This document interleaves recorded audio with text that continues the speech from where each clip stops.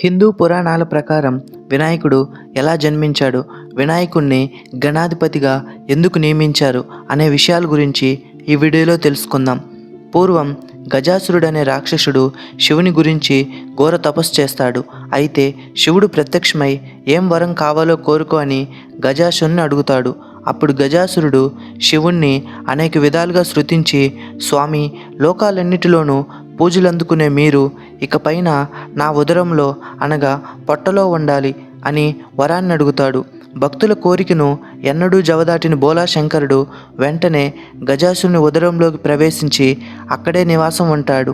అయితే తన భర్తకు జరిగిన పరిస్థితిని చూసి పార్వతీదేవి వైకుంఠం వెళ్ళి శ్రీ మహావిష్ణువుకు చెప్పిద్ది. గజాసుని ఉదరంలో బందీ అయిన పరమేశ్వరుణ్ణి ఎలా బయటకు తీసుకురావాలని విష్ణుమూర్తి ఆలోచిస్తాడు. అప్పుడు శ్రీ మహావిష్ణువు గంగిరెద్దుల వేషం ధరించి నందీశ్వరుణ్ణి గంగిరెద్దుగా వెంట తీసుకొని గజాసురుడి రాజ్యంలోకి వెళ్తాడు. విష్ణువు మేళ సన్నాయితో గంగిరెద్దును ఆడించి గజాసురుడిని మెప్పిస్తాడు.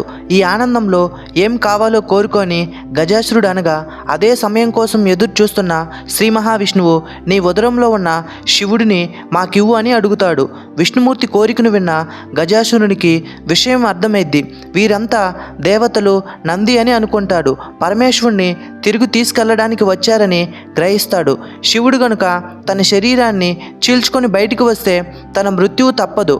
పరమేశ్వర, నాకు చావు దగ్గర పడిందని తెలిసిపోయింది, కానీ నిన్ను వదిలి ఉండటానికి మనసు రావడం లేదు. అందుకని ఇకపై నా చర్మాన్ని నువ్వు ధరించు, నా శిరస్సును ముల్లోకాలు పూజించేలా అనుగ్రహించని గజాసురుడు శివుణ్ణి వేడుకుంటాడు. శివుడు తదాస్తు అనగానే నంది తన 2 కొమ్ములతో గజాసుని పొట్టను చీల్చి శివుణ్ణి బయటికి తీస్తాడు. తన భక్తుడైన గజాసుని కోరిక మేరకు అతడి ఉదరంలో ఉన్న పరమేశ్వరుణ్ణి శ్రీ మహావిష్ణువు విముక్తి కల్పిస్తాడు. అయితే పార్వతీదేవి శివుడు రాకకు కైలాసంలో ఎదురు చూస్తుంది. శివుడు కోసం ఎదురు చూస్తూ స్నానానికి సిద్ధమైంది. స్నానానికి వెళ్తూ దేహానికి నలుగు పిండి అద్దుకొని పరధ్యానంలో ఆ పిండితోనే ఒక ప్రతిమను తయారు చేస్తుంది. చూడముచ్చటైన ఆ బాలుడికి పార్వతీదేవి ప్రాణప్రతిష్ఠ చేస్తుంది. దివ్య సుందరమైన ఆ బాలుడిని వాకిటికి కాపలా ఉంచి పార్వతీదేవి స్నానానికి వెళ్తుంది. శివుడు కైలాసానికి వస్తాడు. అంతలో అక్కడికి వచ్చిన శివుడిని ఆ బాలుడు అడ్డుకుంటాడు. ఎంతసేపటికి శివుణ్ణి లోపలికి ఆ బాలుడు పోనివ్వడు. దీంతో కోపం వచ్చిన శివుడు తన త్రిశూలంతో ఆ బాలుడి శిరస్సును ఖండించి భస్మం చేస్తాడు. ఆ శబ్దానికి బయటికి వచ్చిన పార్వతీదేవి జరిగిన ఘోరం చూసి బాధపడుతుంది. అప్పుడు పార్వతీదేవి తన కొడుకు చనిపోయాడని కోపంతో ప్రళయం సృష్టిస్తుంది. ముల్లోకాలు అల్లకొల్లోలమవుతాయి. అప్పుడు విష్ణువు, బ్రహ్మ, దేవతలందరూ ప్రత్యక్షమై శాంతించమని వేడుకుంటారు.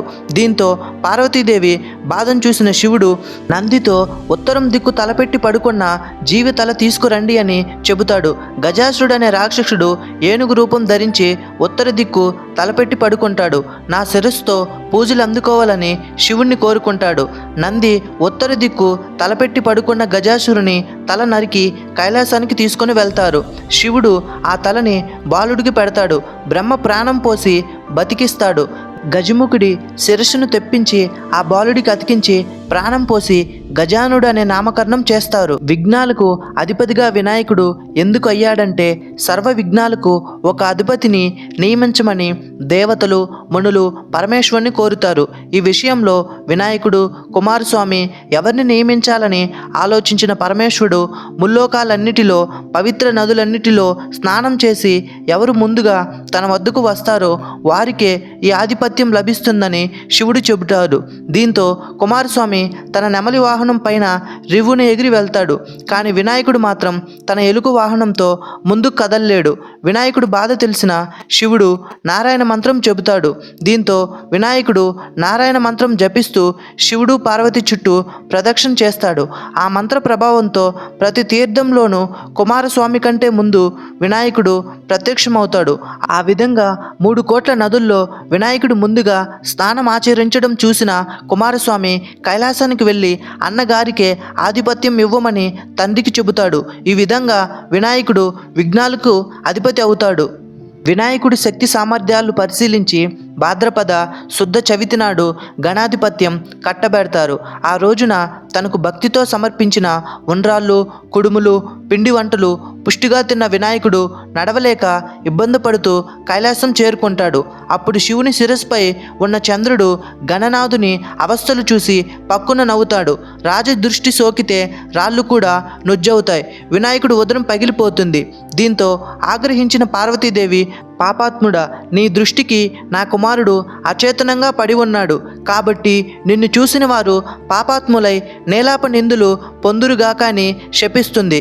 పార్వతీదేవి చంద్రుని శపించిన సమయంలో సప్తఋషులు భార్యలతో కలిసి యజ్ఞం చేస్తూ అగ్నిదేవునికి ప్రదక్షిణం చేస్తున్నారు. అగ్నిదేవుడికి సప్తఋషుల భార్యల మీద మోహం కలిగిద్ది. కోరిక తీరక శపిస్తారేమో అని భయంతో అగ్ని క్షీణింపసాగాడు. భర్త కోరిక తెలుసుకున్న అగ్నిదేవుని భార్య స్వాహాదేవి సప్తఋషుల భార్య రూపంలో అగ్నిదేవుణ్ణి చేరుకుంటుంది. అగ్నిదేవునితో ఉన్నది తమ భార్యలేనని భ్రాంతి చెందిన ఋషులు వారిని విడిచిపెడతారు. దీంతో శాపగ్రస్తుడైన చంద్రుని చూడటం వలనే ఋషుల భార్యలు నీలాప నిందులకు గురయ్యారని గ్రహిస్తారు. వీరందరూ బ్రహ్మదేవునితో కలిసి కైలాసానికి వెళ్తారు. పార్వతీదేవితో, అమ్మా, నీవు చంద్రునికి ఇచ్చిన శాపం వల్ల ఆపద కలిగింది కావున శాపాన్ని ఉపసంహరించుకొని బ్రహ్మదేవుడు కోరుతాడు. అప్పుడు పార్వతీదేవి ఏ రోజునైతే చంద్రుడు వినాయకుడిని చూసి నవ్వాడో ఆ రోజు చంద్రుడిని చూడకూడదు అని చెబుతుంది. ఆ రోజు నుంచి అందరూ భాద్రపద శుద్ధ చవితి నాడు చంద్రుడిని చూడకుండా ఉంటారు. వినాయకుడి కథ చదివి పూజ చేసి అక్షంతలు తలపై వేసుకుంటే ఆ రోజు చంద్రుడిని చూసినా కూడా నీలాప నిందలు కలగవని శ్రీకృష్ణుడు చెబుతాడు.